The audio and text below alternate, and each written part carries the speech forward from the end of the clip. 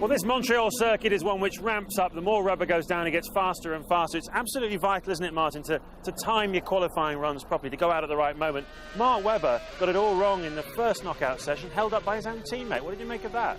Well, everybody's out there trying to do their job, but you do have to keep your eye on your mirrors. It's just an unwritten rule. And obviously, little Nico Rosberg taking quite a slapping from his teammate and Rubens Barrichello, actually, in the Honda. But hey, who does he care? He's in the top 10. Yeah, he made it through to P6 in the end in qualifying.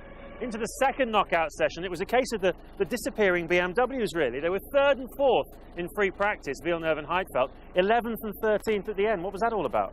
Well, a lot of talk that they had some flexi rear wings that they've got to do something about, but I think they just generally underperformed. I think they were as disappointed as we were. Into the final part of qualifying then, Ferrari on the harder Bridgestone tyres, struggling to make them work. Michael Schumacher's 5th on the grid and Felipe Massa 10th, and they've got Jarno Trulli in 4th place in the Toyota to deal with. Nightmare for them. I'm sure they're trying to out-strategy the Renault team. They're certainly not going to outpace them at Ferrari. And the last thing they need is Trulli, who tends to struggle a bit with race pace. He's outperformed his car, I think, with his qualifying grid slot. So it's going to be a major challenge for Ferrari today.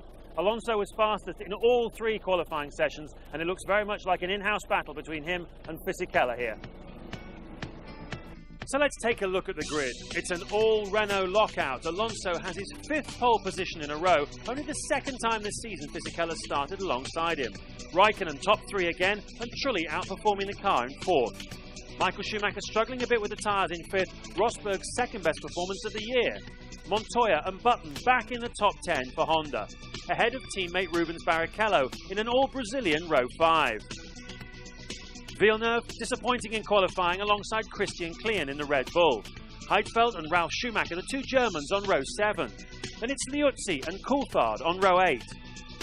Through to row 9, Webber angry to have been held up by his teammate in qualifying, and Scott Speed. Just 2 seconds separate the Midlands from the Renaults, but 16 cars are between them. And at the back, the 2 Super Aguris, 4 seconds off Alonso's pace.